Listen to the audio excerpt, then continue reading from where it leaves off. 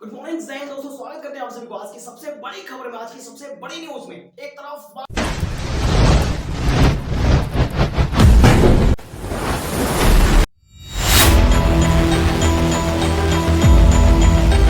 करते हैं कि आखिर कौन सी वो रामबाण है मोदी के पास, या मोदी के पास वो कौन सी शक्ति है जिसकी वजह से वो देश के किसी भी कोने का चुनाव जीतने की क्षमता रखते हैं। एक तरफ चुनाव चल रही है, बिहार इलेक्शन चल रहा है, बिहार में विधानसभा की चुनाव चल रही है 2025 में, चुनाव की तैयारी चल रही है। अक्टूबर और नवंबर के माह में चुनाव है, अभी से जोर तोड़ से तैयारी चल रही है। पीएम मोदी जब भी चुनाव आता है तब आखिर कौन सा वो चाल चलते हैं जिस चाल की वजह से पूरे देशवासियों की जो ज्ञान जो ध्यान है अपने तरफ आकर्षित कर लेते हैं।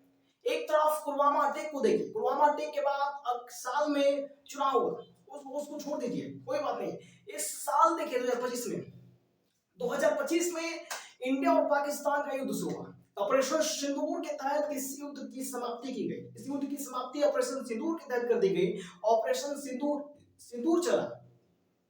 ऑपरेशन सिंदूर से पहले आतंकवादियों ने इंडिया में जम्मू कश्मीर में कुछ क्षेत्रों में आतंकवादियों ने घुस करके घुसपैठियों ने मारपीट की, वहां पे लोगों का खून बहा। उसके बाद ऑपरेशन सिंदूर चला। यानी एक तरफ देश और देश की लड़ाई चल रही थी, दूसरी तरफ ऑपरेशन सिंदूर चलाए मोदी जी। ऑपरेशन सिंदूर के बाद युद्ध अचानक समाप्त हो जाता है, खत्म हो जाता है। और दूसरी तरफ देखिए, ध्यान से देखिएगा, एक तरफ चुनाव आई है, बिहार विधानसभा 2025 की चुनाव आई है। अब चुनाव जीतने के लिए मोदी जी को सत्ता चाहिए, सत्ता चाहिए, और सत्ता के लिए पूरे देशवासियों का ध्यान अपने तरफ केंद्रित करना है। और पूरे देशवासियों का ध्यान केंद्रित करने के लिए देश में कुछ ऐसा कारनामा करिए जिसकी वजह से पूरे देशवासी पागल हो जाए, पूरे देशवासी आपके पक्ष में हो जाए। यानी अपना पक्ष मजबूत करने के लिए वो कौन सी चाल चली जाए जिस चाल में पूरा भारत देश फंस जाए। भारत देश को फंसाने की सबसे बड़ी चाल यही है कि एक तरफ आतंकवादी हमला करते हैं, दूसरी तरफ उसमें एक्शन ले लीजिए, एक ऐसा एक्शन, एक ऐसा जोशीले भाषण के साथ कि लगता जैसे ऐसे कि पूरी पाकिस्तान को साफ करने वाले हैं। और पूरी पाकिस्तान को साफ करने तो पाकिस्तान का एक वो पेनिस का बाल भी उखाड़ लिए तो उसके बराबर कहानी खत्म हो जाती है। यानी पाकिस्तान का एक बाल भी उखड़ जाता है तो उसमें सब्र और शांति धर लेती है पूरी तरह से अचानक ये देश। एक तरफ पीएम मोदी अपने सत्ता को चलाने के लिए पूरी तरह से देशवासियों का ध्यान केंद्रित करने के लिए जैसे ही युद्ध शुरू होता है जो सिर्फ भाषण देते हैं, ऑपरेशन सिंदूर करा करके पूरे देशवासियों का ध्यान केंद्रित कर लेते हैं। और दूसरी तरफ back corona, welcome back to corona, यानी कोरोना फिर से वापस आ रहा है। कोरोना का स्वागत करेंगे हम।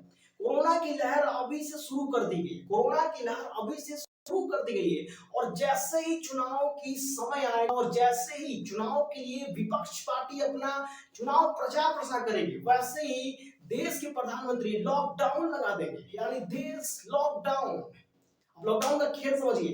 एक तरफ अपना प्रचार प्रसार चुनाव से पहले किसी ना किसी अटैक की वजह से, किसी ना किसी हमला की वजह से, किसी ना किसी ऑपरेशन की वजह से देश में अपना चुनाव प्रचार प्रसार हो जाता है। और दूसरे जैसे विपक्ष चुनाव प्रचार प्रसार करने चलती है, उसी तरह से कोरोना को वापस बुला ली जाती है। यानी कोरोना 2020 के बाद 21 में जाने के बाद ना 22 में आना, 24 में सीधा 25 में एंट्री मारते हैं।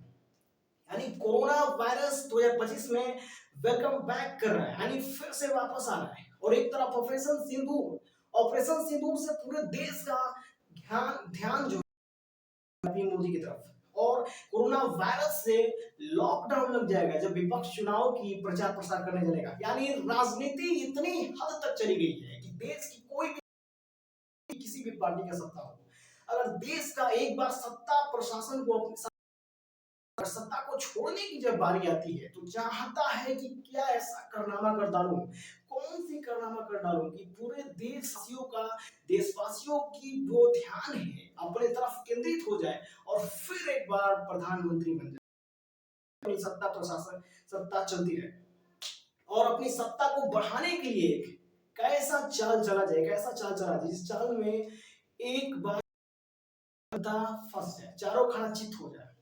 दोस्तों, ये कुछ सत्ता जो है राजनीति के हिसाब से उछी जा रही है। राजनीति एक तरफ से ऐसा प्रयोग की जा रही है ब्रह्मास्त्र की, एक तरफ ऑपरेशन सिंदूर को यूज किया जाता है पूरे ध्यान केंद्रित करने के लिए, इसी में जो रोजगार जो कोरोना वायरस का वेलकम कराई जाती है। नहीं, कोरोना वायरस धीरे धीरे आना शुरू हो गया, एक समय आएगा 2 4 5 महीने में फैल जाएगा। फैलने के बाद क्या लॉकडाउन लगा देंगे, और या कुछ राज्यों में लॉकडाउन लगा देंगे। यानी एक तरफ फिर लॉकडाउन का विपक्ष तो अपना चुनाव का प्रचार प्रसार ही नहीं कर पाएगा, कहीं ना कहीं से हार पीछ करके मामला वही आकर फंस जाती है कि हम ही जीते और मेरा ही चुनाव प्रचार प्रसार हो।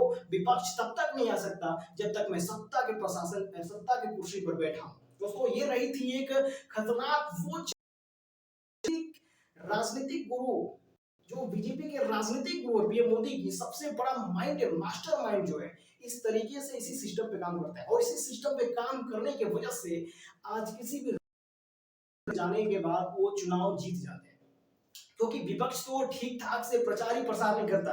तब तक कोरोना वायरस आने के बाद सीधा लॉकडाउन लग जाता है। तब तक फिर मिलेंगे ऐसे खबरों के साथ, ऐसे मास्टरमाइंड प्लान के साथ।